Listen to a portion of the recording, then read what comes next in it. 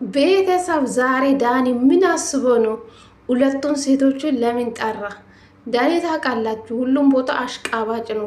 አንደኛው እውነት ለሩታ ህይወት አስቦ አይደለም፣ ለሄርሜላ ህይወት አስቦ አይደለም፣ ለራሱ ጥቅም ነው። ለራሱ ጥቅም ነው። አሁን እዚህ ጋር ሴቶቹን ጠርቶ በጥያቄ አፋጠጠ። አያችሁ፣ የዳኒ ጥያቄን ያስቆኛል። እውነት ለመናገር ለምንድን ነው ተቀላችሁ? አብረሽ የሆነ ነገር ሞ አድርጓቸዋል ሴቶች ላይ። የምሬ ነው የምላችሁ፣ አብረሽ የሆነ ነገር ሞ አለ። ለምንድነው ሴቶች ከአብረሽ ተስፋ የማይቆርጡ? የምሬ ነው የምላችሁ። ሄርሜላን በተስፋ ትጠብቃለች፣ እዚህ ጋር ሩታን በተስፋ ትጠብቃለች። አብረሽ ምንድነው ከላይ ያለ ቤተሰብ?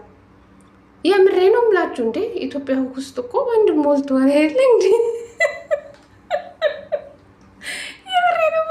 ሴትነቴን ጠላው እኮ አሁን ላይ እግዚአብሔርን ሴትነቴን ጠላው። ሩታ እንኳ የፈለገችው ጥፋት ብታጠፋ ሚጠላ ኦዲንሶች የላትም። የምሬ ነው ሚጠላ ሰው የላት። ፈጣሪ የሰው መውደድ ሰጥቷታል ሩታ ማለት ነው። ምን አለ ሩታ ክብርሽን ጠብቀሽ ዘና ብለሽ ከልጅሽ ጋር አትኖሪም እንደ ግዴታ እኮ ሌላ ህይወት እኮ መያዝ እኮ ሩታ አይጠብቅብሽም እኮ።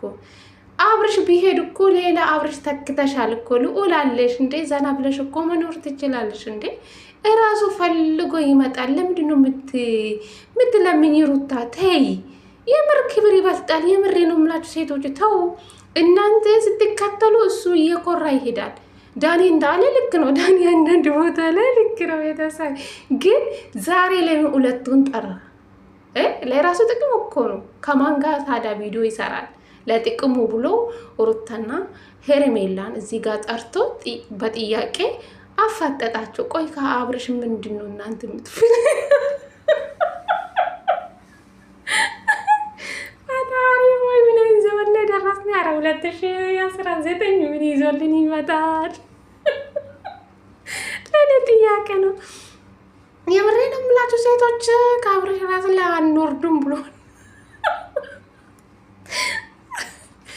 እኔ ምንም ማለት ነው። ሩታ እኔ በጣም ወድሻለሁ፣ ግን ይቅርብሽ። አብረሽ እኮ ወደ አንቺ እንኳን ቢመጣው ለትዳር አይሆንም። የምሬ ነው የምልሽ። እንዴ አንቺ ቆይ ሁለተኛ ልሆን ነው እንደ ማሳደግ የምትፈልጊ? አብረሽ ገና ልጅ ነው እያለ ነው ያለው እሱ። ምንድን ነው የሚባለው? ዘሎ አልጨርስም፣ ገና ህፃን ልጅ ነው። ልዑል ነው፣ ገና ያድጋል። ካደገ በኋላ ነው ወደ ትዳር መግባት የሚፈልጉ። ገና ይቦርቃል፣ አሁን ገና ህፃን ላይ ነው። ስለዚህ ወደ ትዳር መግባት አልፈልጉም ያለ ሰውዬ ቆይ ምን ብላችሁ ነው የምትቀበሉ? ሄርሜላ አንቺ ምን ብለሽ ነው የምትቀበይ? ልጅ አባት አንቺም ደግሞ ወደ ሌላ ወንድ መሄድ አልፈለግኩም። እሱን የወደድኩ እሱን አፈቀርኩ። ለእኔ የሚሰጣ የሆነ ቦታ አለኝ፣ ለሩታ የሚሰጠው የሆነ ቦታ አለኝ። የሆነ ነገር ያሳየኛል፣ ለሄርሜላ የሆነ ነገር ያሳይ። እሺ ተከፋፈሉ፣ ግማሽ አብርሽን ተከፋፈሉ። በቃ ፍቅር ደግሞ የአብርሽ እግር ትወስዳለች፣ ሩታ ደግሞ ከአንገት በላይ ትወስዳለች፣ ሄርሜላ ደግሞ ከወገብ በታች ትወስዳለች ማለት ነው። አይሻላችሁ?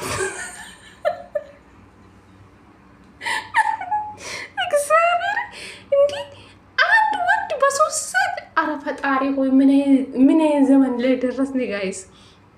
ሄርሜላ አንቺ በዚህ ቀን እንጃ። እሺ ሩታ የልጁ እናት ናት።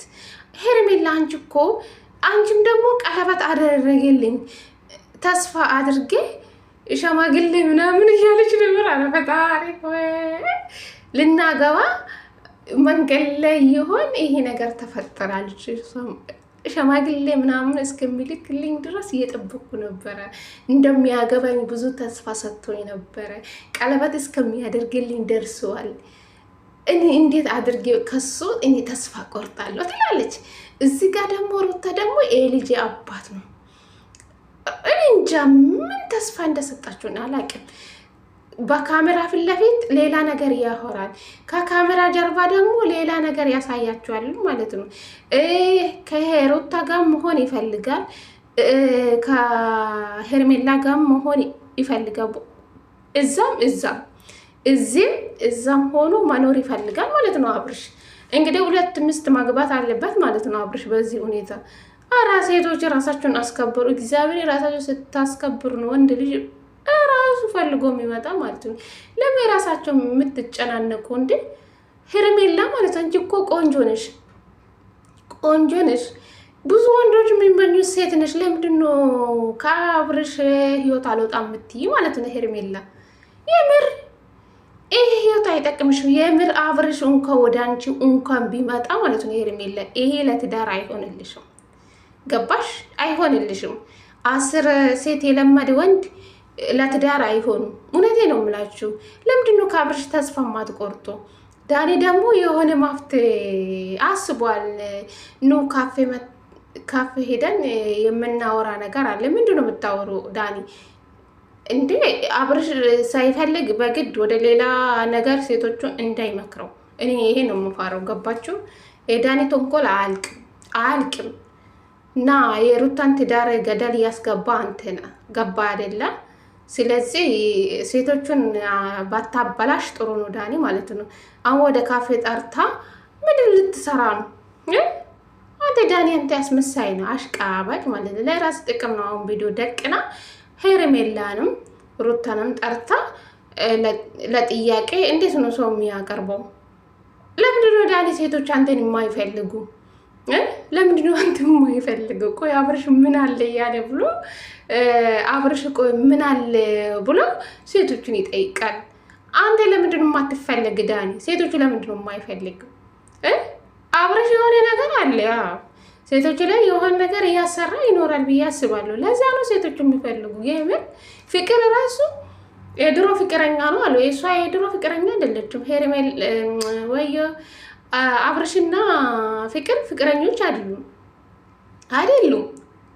ቪዲዮ አብሮ ስለሰሩ ፍቅረኛ ናቸው እንደ ፍቅር ብሎ ስለተጫወቱ እነሱ ፍቅረኞች ናቸው? ፍቅረኞች አይደሉም።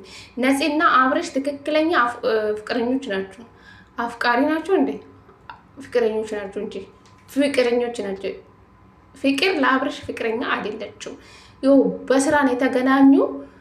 በቃ እርጉዝ ስትሆኑ ከአብርሽ ተለየች፣ ከፉአድ ጋር ሆነች ማለት ነው እንጂ ትክክለኛ ፍቅረኛ ፉአድ ነው ለፍቅር ማለት ነው። ገባችሁ አይደለም? ስለዚህ አብርሽ ለምን ሴቶች እንደሚፈልጉ እኛ አናውቅም። እውነት ግራ ገባኝ።